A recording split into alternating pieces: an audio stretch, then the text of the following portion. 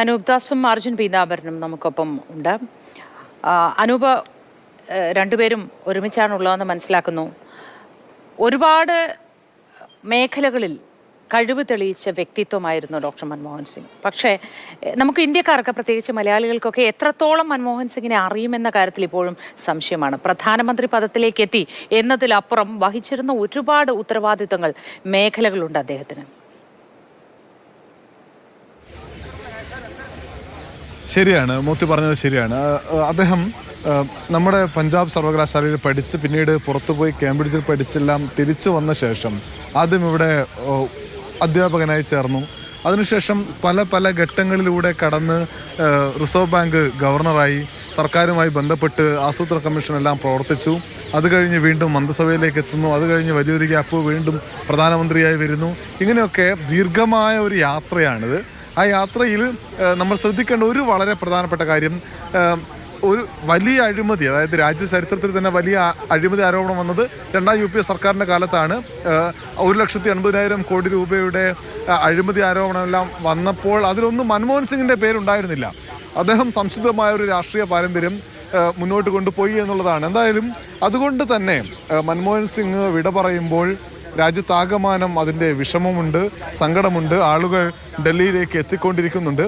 ഇന്നലെ മുതൽ നമ്മളത് കാണുന്നു. എനിക്കിപ്പം അർജുനുണ്ട്, അദ്ദേഹത്തിൻ്റെ, അതായത് മൻമോഹൻ സിംഗിൻ്റെ ജന്മത്തിലെ വീട്ടിന് മുന്നിലാണ് ഞങ്ങൾ രണ്ടുപേരും ഇപ്പോഴുള്ളത്. ഇന്നലെ രാത്രി അർജുൻ എയിംസിന് മുന്നിലായിരുന്നു. അർജുന, എയിംസിന് മുന്നിൽ ഈ രാത്രി 9:51 മരണം സ്ഥിരീകരിക്കുന്നത്. ആ സ്ഥിരീകരിച്ചുള്ള വാർത്താക്കുറിപ്പ് അവർ പുറത്തുവിടുന്നത് 10:20 ആ സമയത്ത് കണ്ട കാഴ്ച എന്തായിരുന്നു? അവിടെ ആളുകൾ എത്തിയിരുന്നോ, അല്ലെങ്കിൽ എന്തായിരുന്നു അവിടെ നമുക്ക് കണ്ട് റിപ്പോർട്ട് ചെയ്യാൻ കഴിഞ്ഞ കാര്യം? അനൂപ്, ഏതൊരു രാത്രിയും കടന്നു പോകേണ്ട രീതിയിൽ പോയിക്കൊണ്ടിരുന്നതാണ്. പക്ഷേ വളരെ പെട്ടെന്നാണ് മൻമോഹൻ സിംഗിന് വളരെ അതീവ ഗുരുതരാവസ്ഥയിലാണ് അദ്ദേഹം എന്നുള്ള കാര്യം അറിയുന്നത്. പെട്ടെന്ന് നമ്മൾ എയിംസിലേക്ക് ഓടി എത്തുകയായിരുന്നു. അദ്ദേഹം അതീവ ഗുരുതരാവസ്ഥയിലാണ് എന്നുള്ള കാര്യം പറയുമ്പോൾ തന്നെ അദ്ദേഹം മരണപ്പെട്ടു എന്നുള്ള തരത്തിൽ സ്ഥിരീകരിക്കാത്ത പല റിപ്പോർട്ടുകൾ വന്നു. റോബർട്ട് വാദ്ര തന്നെ അത് എക്സിൽ കുറിച്ചു. പിന്നീട് അദ്ദേഹം ആ പോസ്റ്റ് പിൻവലിക്കുകയാണെങ്കിൽ പോലും അപ്പോൾ തന്നെ ആ വാർത്ത പ്രചരിച്ചിരുന്നു. നമ്മൾ കേൾക്കരുതേ എന്ന് പ്രതീക്ഷിക്കുന്ന ആ ഒരു വാർത്ത 8 മണിയോടെയായിരുന്നു അദ്ദേഹത്തെ ആശുപത്രിയിൽ പ്രവേശിപ്പിച്ചത്. ശ്വാസതടസ്സത്തെ സംബന്ധിച്ചുള്ള അസുഖമായിരുന്നു.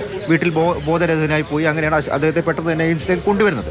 9:51 അദ്ദേഹത്തിൻ്റെ മരണം സംഭവിച്ചിരിക്കുന്നു. എല്ലാ ശ്രമങ്ങളും നടത്തിയും അദ്ദേഹത്തെ രക്ഷിക്കാൻ സാധിച്ചില്ല എന്നുള്ളൊരു കാര്യം അത് 10:20 തന്നെ ഔദ്യോഗികമായി എയിംസിൻ്റെ വാർത്താക്കുറിപ്പ് ഇറങ്ങുന്നു. അത് സ്ഥിരീകരിക്കുന്നു.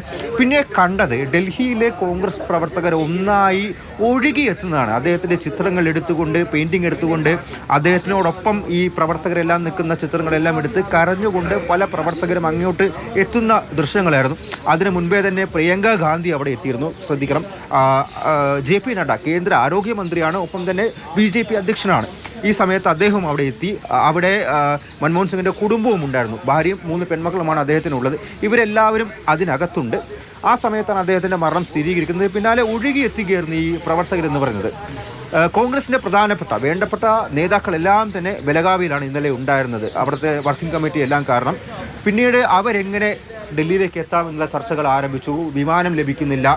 ലഭ്യമായിട്ടുള്ള വിമാനത്തിൽ രാഹുൽ ഗാന്ധിയും KC വേണുഗോപാലും സോണിയാഗാന്ധിയും അതുപോലെ തന്നെ മല്ലികാർജ്ജുൻ ഖാർഗെയും പുറപ്പെടുന്നു. മറ്റുള്ള നേതാക്കൾ രാത്രി വൈകിയും ചർച്ചകൾ ആരംഭിച്ചു. എന്തായാലും രാത്രി 12:30 അദ്ദേഹത്തിൻ്റെ മൃതശരീരം അവിടെ നിന്ന് പുറപ്പെടുന്നത് പുറത്തേക്ക്. നേരെ ജനപഥത്തിലെ 3ാം നമ്പർ വസതിയായിട്ടുള്ള ഇങ്ങോട്ടാണ് അദ്ദേഹത്തിൻ്റെ മൃതശരീരം കൊണ്ടുവന്നത്. വലിയ വാഹന വ്യൂഹം ഉണ്ടായിരുന്നു.